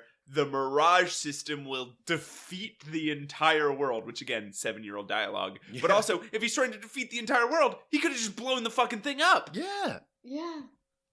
Nuts. This is That's what he where uses the- that yeah. technology for. Yeah. He could have made a pretty penny with a Good thing he government was- contract. The Mirage Master and not the Blower-Upper. Yeah. I'll stop you, blower-upper. He's like, Oak, I know I don't really mean to be this specific, but it's Master of the Mirage. It's Mirage Master, and I just really wish you would get that straight. I do a lot of other things, but I shoot rockets sometimes, but I'm not rocket shooter. It's all That's the- another guy. The big picture here is the Mirages. just I identify as the Master of the Mirages, so if you wouldn't mind, please. So anyway, this guy is capable of nuking anywhere in the world, but instead his choice is to just send fake Pokemon anywhere in the world. At this point, Oak is like, I know who you are, Mirage Master. Yeah. And We reveals get that it. Mirage Master is We got a Scooby-Doo reveal. Dr. Young Kobe. Yep. Sunk it. I sunk one. Yeah, you called it back then with the same strong, unfounded assumption Yeah. that Professor Oak did, I think. Professor Oak says, okay, we have to parse this out because this doesn't. Yeah, there's a lot of levels here. Oak says that he realized that Dr. Young was Mirage Master because Mirage Master called Mew a failed experiment, Failed specimen. And a real scientist would never call something a failed specimen. Number one, not true. Not true. Number two, isn't Dr. Young a real scientist, man? Yeah, Yeah. Dr. Young's supposed to be a real scientist. So if all Oak has is the conclusion that Mirage Master is not a real scientist, he immediately is like, this must be the only real scientist. Well, then he goes on to explain that he also figured out Dr. Young isn't actually Dr. Young. It's another doctor that was rejected by like a Pokemon scientific community Wait, so that a long time ago. I really like the idea of Professor Oak having like a Sherlock Holmes style reveal that he solved the mystery, but it's actually him just making senile guesses, and he just happens to get it right. But It's like, what if he says that he's not a real scientist and that this Dr. Young isn't actually who he says he is, that means that Professor Oak knew that Dr. Young was not who he says he was for the very beginning. Right, but at the beginning, Dr. Oak or Professor Oak seemed to know Dr. Young when they, right? Didn't they Yeah. say like, it's been so long since we've seen each other, Dr. Young? Yeah, but you know those like high society types. They just pretend. They're like, oh yeah, this guy's a hot shot. Of course I've heard of him. I heard of him before you heard of him. So but this doesn't make any sense then.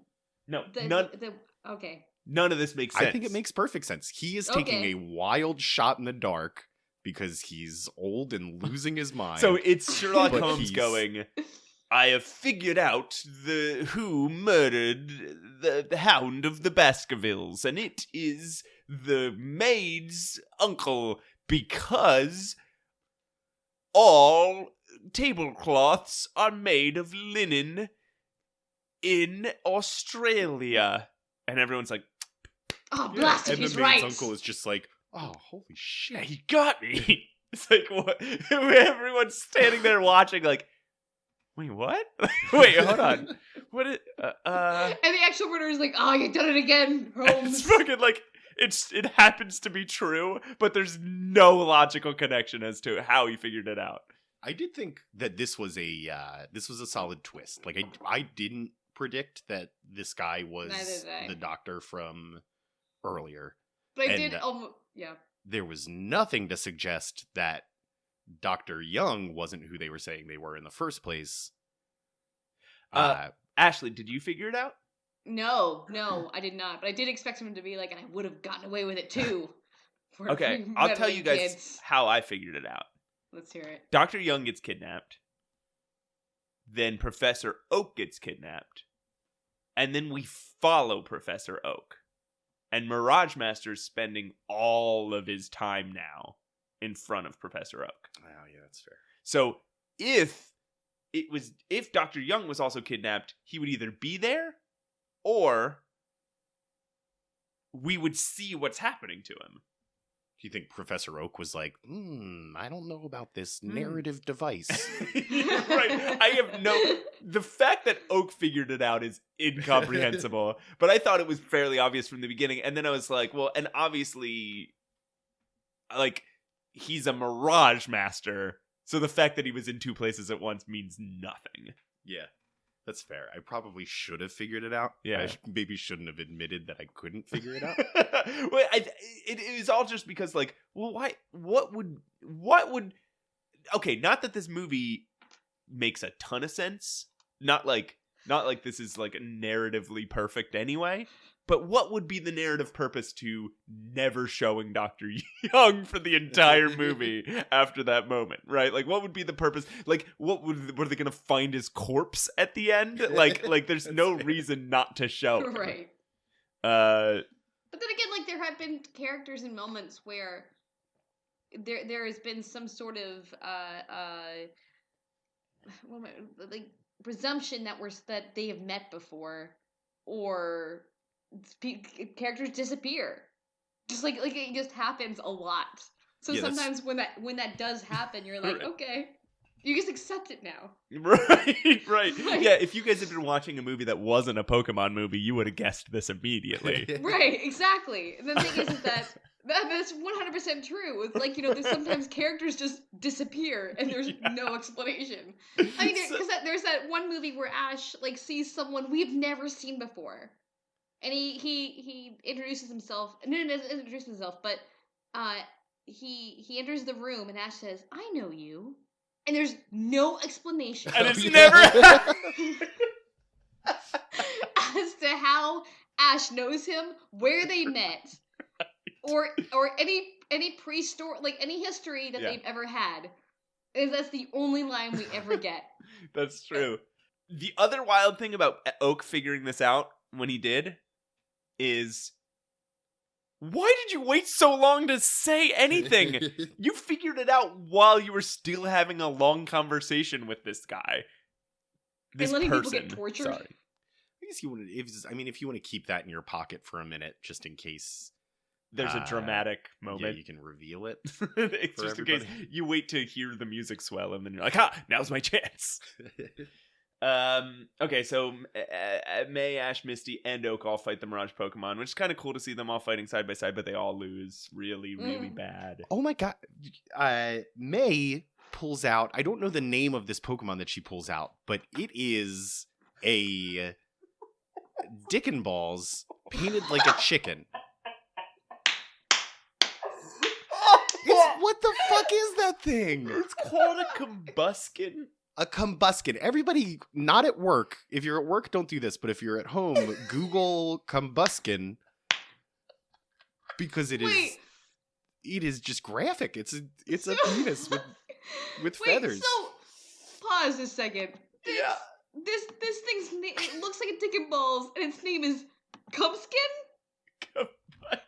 No, its name is Combuskin. Combuskin. Like His first name is like combust and chicken combined. Okay, oh my that's much god, better. I'm looking at it. But Oh, Jesus, when you look it up on Google Images, oh, that's a Dick and Balls. every third image is somebody comparing it to a Dick and Balls. You guys. There's one image that says how to draw Combuskin step by step, and the first one is a picture of a penis, and the second one is a picture of Combuskin. I see it. I see it. This is awesome. And the second step is just to put hair in the balls. I like it. I always knew Combuskin looked weird, but for whatever fucking reason, I never noticed it looked like a Dick and Balls until this moment. This is the worse than the one that's just a ring of keys. Like I love the Ring of Keys I one. hate the Ring of Keys one. What is it called? What's it called? Keychainy? Which one is this? What's what name? It's called Clef Key. Clef Key.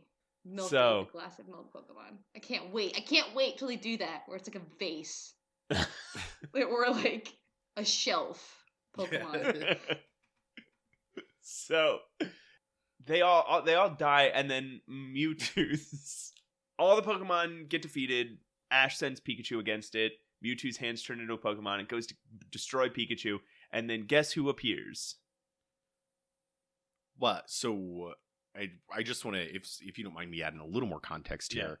Pikachu and Mewtwo kind of go head to head. Like Mewtwo clearly has the advantage, but Pikachu's staying in there, trying to fight. Finally, is too exhausted to move, is lying on the ground, and Mirage Master commands the Mewtwo to shoot like a death ray or whatever. Yeah. And Mewtwo powers up and shoots a death ray. There's an explosion that fills the whole screen. Pikachu is surely dead until the smoke clears, and we see a fucking thing that we saw in the very first movie. This is the exact same resolution. Mewtwo is trying to kill everybody, and Mew steps in with a force field and protects the thing about to be killed from this death ray from Mewtwo. This is step for step what happens in Pokemon the first movie. Yeah, but this time we get to see Mewtwo punch Mew in the face. Yeah, that's so true. there's that. Just straight up Bam! they just have a fist fight. And then, but also in this one, Mewtwo destroys Mew. He punches Mew to death. Yeah. He wrecks him and then starts growing, right? Right. He starts super powerful. Yeah, he starts turning into like a Mega Mewtwo, and the whole time going, he makes a really awful noise. You don't know this yet, but Mega Mewtwo is a thing that actually exists. Ah, shit. Oh no. So, the guy, Dr. Young says, "Good riddance, flawed specimen," when Mew dies. And gets absorbed into giant Mewtwo. And Ash is all full of cum and bravado at the moment. And he's like, Common bravado. Yeah. He's feeling his oats. Is that how that saying goes? Oh, He's full of Jesus. Piss and vinegar. He's full of piss and vinegar. He's Some full of his oats. He's full of shit What? and mud. mud. It's all full of shit and mud. He's jacked full of. Red Bull and garbage. And he's like, "Hey, you don't call him a flawed. Where do you get off calling him a flawed specimen?" He goes. He really overacts. That's this what I'm too. saying. He's like, Where do you get off? that's what I'm saying. He's like as fucking defiant and bullheaded as he has ever been. You don't call anyone a failed specimen. Then he says a nonsense sentence that I love taking out of the context of this. He says, "No one talks like that and gets away with it."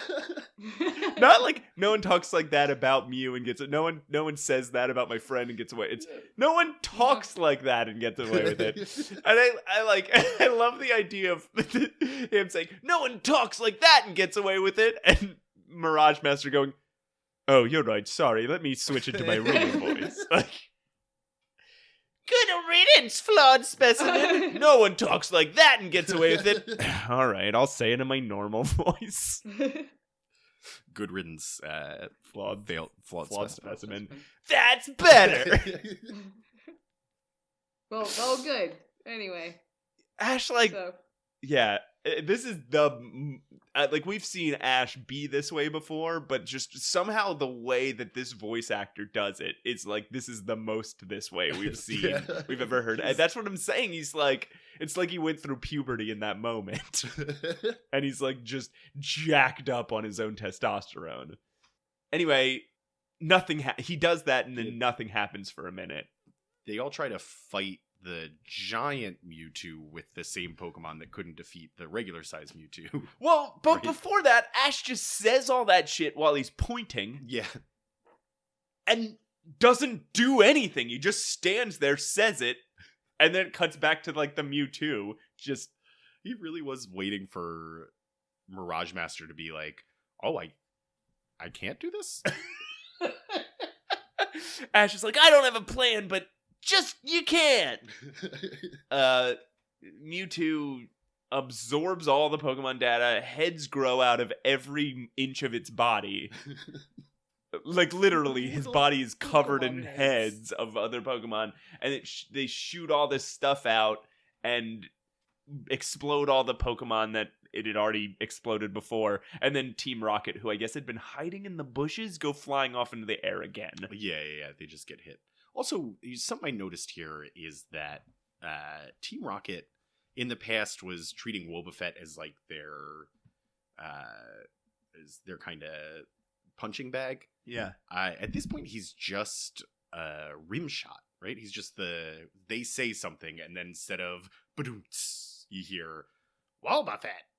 Right, but it's also, they have that already in its mouth. Yeah. Right? Like they're like, looks like Team Rocket is in a sticky situation, and then it's like, we're going to be stuck in this for a long while, and then Meowth is like, yeah, that's right. Yeah. And then it's like, Wobbuffet. Dong. Like, They also you've have- there's, already- like, a dong sound effect. You've already had somebody say, yeah, that's right. Like, do you need an extra? I don't know. I like it. mean, I'm not I- complaining. Yeah, I mean, it's my favorite thing in the world. I'm just saying, do you need it? I'm trying to trim the fat of this. So, Pikachu is all fucked up, and Ash starts bullying it to get back up and keep fighting. Yeah, Ash is really like, he's not putting himself in harm's way at all in this movie. He is asking Pikachu to do it for He's him. like, get back up, fight more. And Pikachu's like, are you fucking kidding me? My arms are broken. But Pikachu gets back up. And just as Mewtwo's about to murder Ash's Pikachu, and Ash doesn't care, he like turns red and freezes. Right. And that's because in a freakish display, Mew has extracted himself from the head of Mewtwo and has put him in, I guess, just like a psychic lock.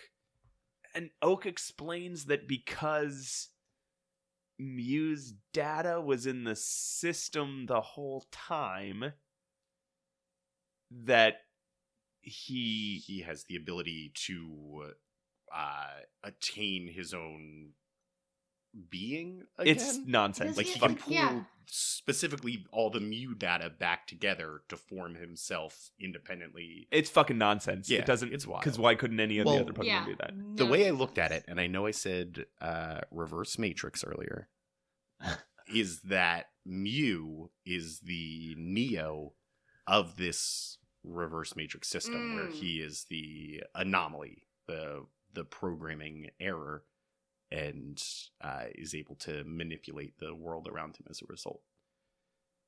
Oh, except at this point, they are simulations in the real world rather than real people as simulations in a simulated world. Ashley, do you feel like Pat got a lot Reverse more out of Matrix. this movie than either of us did? Yes. Yeah, because this movie fucking ruled. Okay, so while Mew is holding Mewtwo, Pikachu attacks it. It explodes and disappears. Sorry, one more thing about this is Yeah. that Ash, as he's sending Pikachu to attack the Mewtwo that's frozen, is clenching his fists. He is thinking so hard about taking care of this himself with one swift punch. It's like They zoom in on his fist just getting tighter, his knuckles going white. yeah. But then I assume through the influence of May, he's like, no, you know what? No, I don't- not punching. I don't stuff punch anymore. stuff anymore. Ash, you don't punch anymore. Tackle You it. don't. No, I don't tackle it either. Do you think? Okay, so this is actually our last Pikachu. May movie. Punch and tackle this thing for me. This is actually our last May movie. Oh, shucks. It's January. This is so do you think he's gonna go back to punching shit when he's hanging out with his new friends? Honestly, I think so. I hope so. It's funny as hell. I know. Mew explodes and disappears. Or Mewtwo does, and then Mew smiles and waves as it disappears. And again, we already know that this like causes extreme pain and that they understand their they understand their self actual. Awareness. Yeah. So it waves and smiles and as it disappears and everyone cries. And it's supposed to be your big sad legendary mythical Pokemon going away moment, like happens in every movie. Yeah. Except this time it was fake. It was a replica. It was a replica, except for, well, we'll get to it, Yeah, but Oak Professor Oak explains has some bullshit about theories. this at the end. Everything blows up everywhere. After this happens, Which I love. Yeah, the castle I just love- starts yeah. exploding. Just combusts. Yeah. Just randomly. I love it. it combuskins all over the place. Combuskins. The entire castle blows up, and Combustins. Oak stands up, clenches his fists, and says, "Your nightmare of domination is at an end." Which is another great Yeah, line. just an all-timer. This is a good movie. And then, so he's like, "We got you. We beat you, Dr. Young. Come with us to the police." And Dr. Young is like, "No, I don't think so. I'm not done yet." And just starts walking away. And Oak is losing his mind about it. He's so dumbfounded. He's like, "No, we beat What? you." Yeah, it's our Pokemon knocked out all your Pokemon. You have to come with us now. Stop walking away. Turn around. What? Please stop walking. What are you doing? He's so confused that Dr. Young just walks away. There's no way I can catch up to him now. He's walking away at a fairly slow pace. He's been walking for 10 seconds. I haven't been walking at all. This isn't supposed to happen this way. And then we cut to all the police are there and they're searching the castle and they can't find Dr. Young. He may have burned. He walked back into the burning castle. He may have actually just burned No, to death. I thought he committed suicide, and we're all like, well, Right. like, huh. I guess he made his choice. Do you guys think we will ever see Dr. Young again? No. Yes. Pat says no. Ashley says yes. You know what I'm going to do? I'm going to spoil it for myself, and I'm going to look it up, and I'm not going to say. Nah. You guys ready? I mean, fucking Tracey came back. Why wouldn't Dr. Young? Tracey can go fuck himself. That's why. Okay. When do you guys want me to reveal? After he Now. shows up again? Before he No, shows here up now. again? Right now. Right now. You want me to tell you? Yeah. Yes. Will Dr. Young be back? Will Dr. Young ever be back? No, of course not. No. Of course he fucking won't. So no, of course not. Dr. This Young- is his only appearance. Dr. Young is dead. He's dead. He committed He suicide. must be. Yeah. They Cool. walked into that burning castle. Yeah. Probably had maybe an escape chute that would shoot them out to sea or something. But it collapsed. It collapsed, and that would explain why the authorities couldn't find Dr. Young. Also, because like, they're just trapped in a tube underground. Yeah. Well, also, it was on fire, so his remains are just completely disintegrated. Yeah. Or if not on fire, starved to death, trapped in this tube underground. Yeah, it's still when the movie ends and they can't find them, they're in a tube, starving to death, Yeah. panicking, like, oh, I shouldn't have walked away. So then Oak says, they're like, Ash is having, Mew sacrificed himself. Yeah, Ash is having sort of an identity crisis here because he's like, oh, I bonded with this Pokemon, but it was just a Mirage Pokemon. It was fake. It was just data. And Oak is like, Mew wasn't just data. It had a real soul. I believe that Oh. Pokemon had a true soul. True soul. And Brock, this is the weirdest exchange, I think, in the whole movie. Because Brock is like, that's right. That's why the machine exploded. And Oak says, that's right, Brock. What? What? Can't put a soul in a machine. It blows up. They just start agreeing with each other for nonsense reasons. This is how science works in this world. You just say shit and it's true if another person says that's right. Truth is just a lie repeated that many is- times. That is so insane that this lifelong scientist, at the conclusion of a movie that, doesn't make perfect sense, but is kind of held Oh, together. you don't think this makes perfect sense, Pat? That's your take on this movie, is it doesn't make perfect sense? No, I'm saying it holds together as well as it can, considering the circumstances, What? until the very end. Oh, the circumstances being it's a Pokemon movie. Yes. Okay. Until the very end, when Professor Oak says, a thing you didn't know the whole time is that one of these holograms had It a has soul, which is soul. real, and it's probably in heaven now. And Brock says, that's right, that's why the machine exploded. So, that's proof of the existence of God in heaven. That's right, Brock. Robots can't have souls. They go to hell. It's amazing. I like that this movie took a theological turn. I And then really do.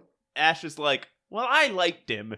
and then the narrator's like, what adventures will they get up to next in the world of Pokemon? And the movie's over. We get a to be continued. Right, the because end. this is technically part of the TV show, Yeah. and all the TV show episodes, I believe, probably end in to be continued, right? Right. And that's our second and last TV movie. That's what and what a banger. What a What a- banger to end on. What?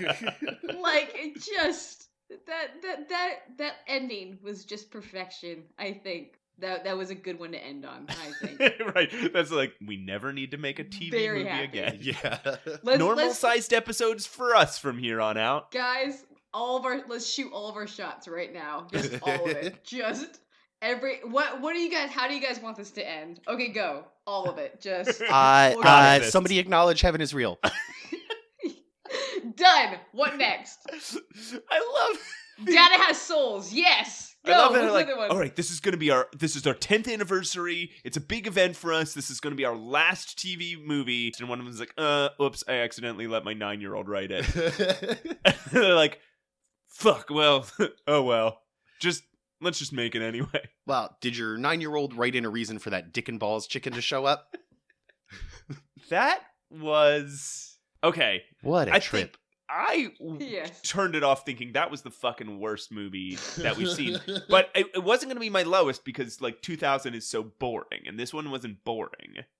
It was just so bad. But I think, Pat, you have now convinced me that the movie wasn't bad.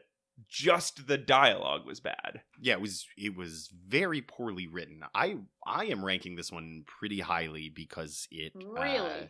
it has a true lesson in it. We don't get a lot of Pokemon movies that have true lessons of value, except for like be nice to your friends. But this one is eugenics is bad. Yeah, this one is anti-eugenics, which I thought was a pretty good statement. I'm okay with that. I don't. If you guys want to rank it lower because you like eugenics or whatever, that's fine. But I do take points off of this one. Number one, because the dialogue, not the way that it was written, and the way that it was read. And number two, because where was Tracey? Yeah, I didn't see Tracey. I'm glad you knew where I was going with my second point. Number two is Sorry, Tracey shows up for a brief moment. When? So when the Mirage Master hacks the Pokedex, Okay. and starts expanding to the wider network of Pokedexes and starts showing different places in the world where people are panicking Okay.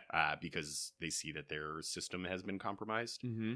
Tracey, the piece of shit, is just sitting around at the lab, probably jerking off. Like, Probably. I mean, figuratively, like probably just goofing around, Okay. not doing his job. And all of a sudden, alarms start going off, and he's like, shit!" And then it cuts away. It's a cameo. You don't even hear his voice, but it was enough to fucking set me off. I was really pissed. I didn't notice at all. Me neither. How do you feel about this movie now? Okay, Ashley, how did you feel about this movie before you heard Pat fall in love with it in front of you? And now how do you feel about it?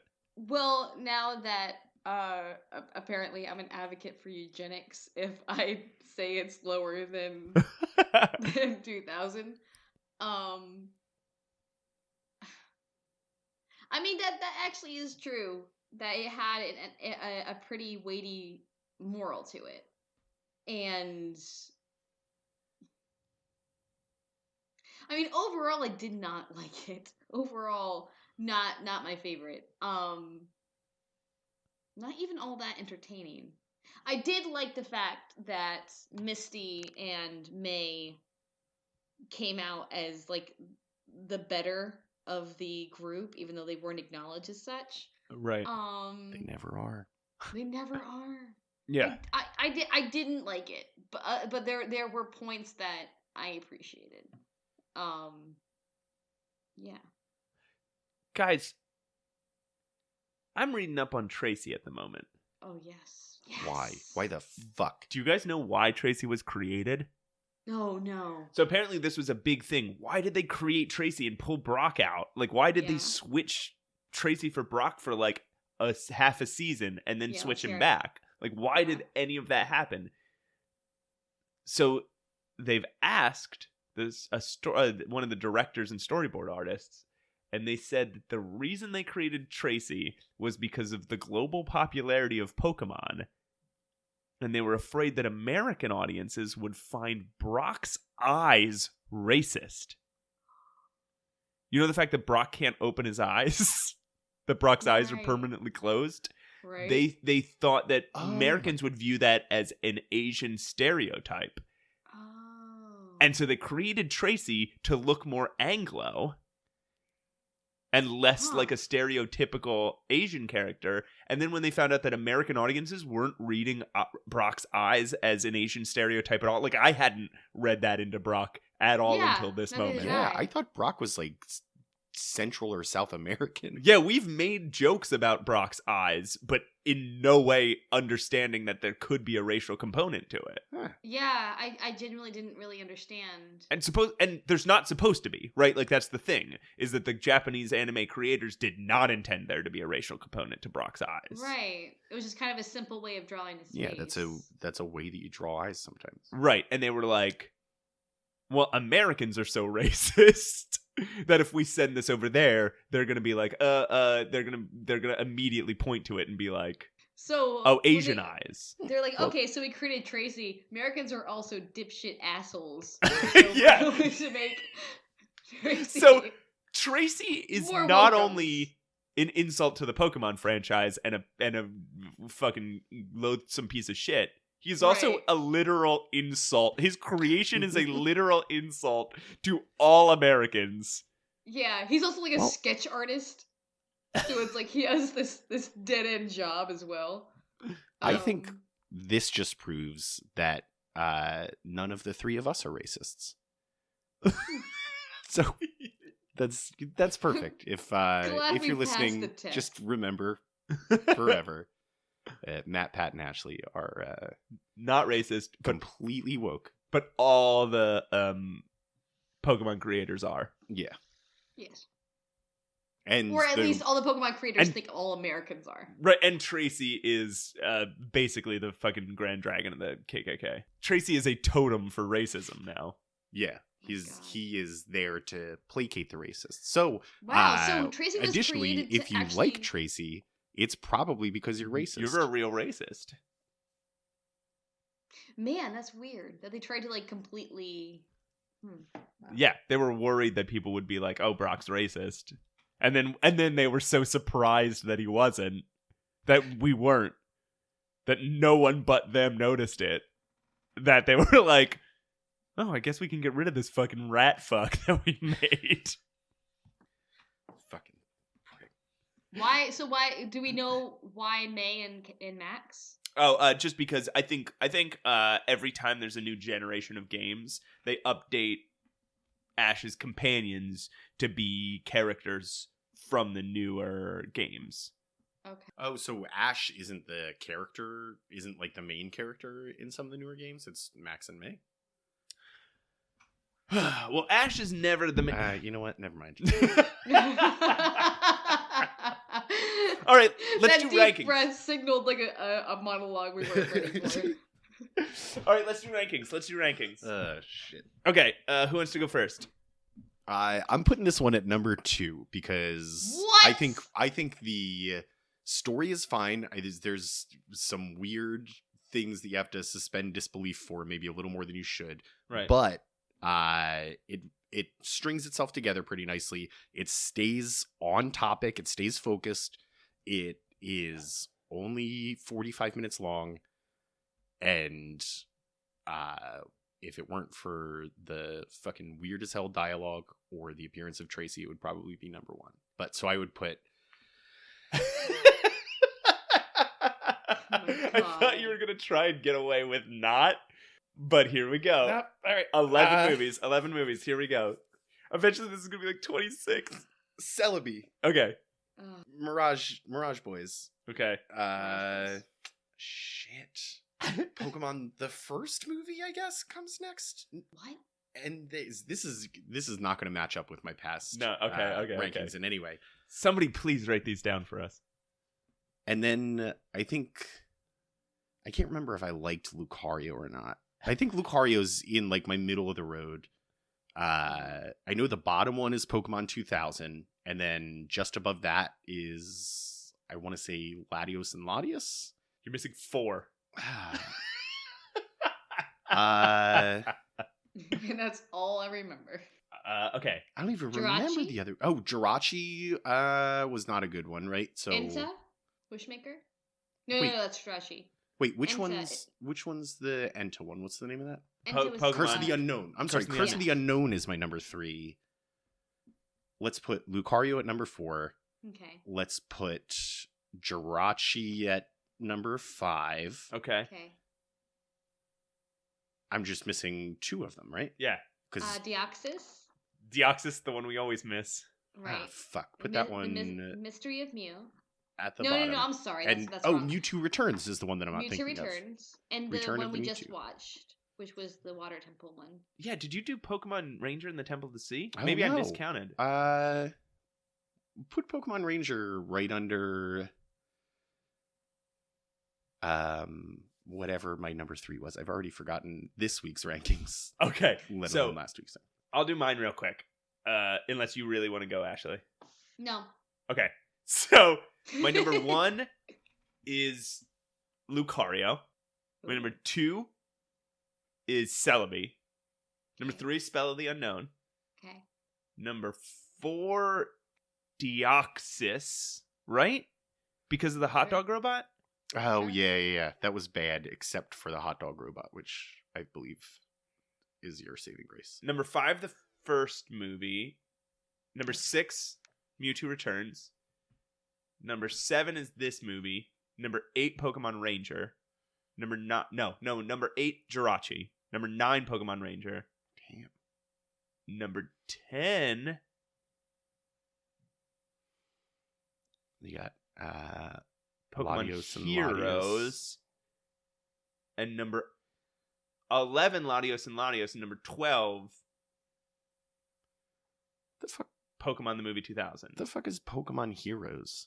Oh, that's Latios and Latios. Did I say them twice? Yeah. Okay, then yeah, number 10, Latios and Latios. Number 11 is Pokemon the Movie 2000. Of course. Whew, wow, that was rough. Ashley, your turn. Okay. All right. So here's the thing. I've been actually thinking about this list for a bit. Ooh, is she Oh, allowed to yeah. do that? I didn't realize thoughts were meant to be held for the podcast. So this is how I think my new rating is gonna go. All right. Mhm. Yeah. So 1 is gonna be Jirachi. 2 is Celebi. Okay. 3. Shit. Oh, would be the Water Temple Ranger. Okay. Okay. 4, Lucario. 5, Enta. Damn. 6. Enta dropped. That was like your Yeah. number 2 at one point. Sorry, I don't mean to interrupt. She's put a lot of I thought into know. this. Yeah. No, keep going. 5 would be Latios and Latias. 6, Deoxys. 7 would be Mewtwo Strikes Back. Okay. 8 would be Pokemon the first movie. Okay. 9 would be 2000. What am I forgetting? This one. This one? And Yeah, you haven't ranked this one, and I don't think you did Mewtwo You know what? Returns yet. I'm gonna put. Oh, I just say it. Oh, it's okay. Maybe you did. Mike One Returns. It's okay. So and then put. All right, I'm gonna put this one then at 4, and then Lucario at 3, Okay.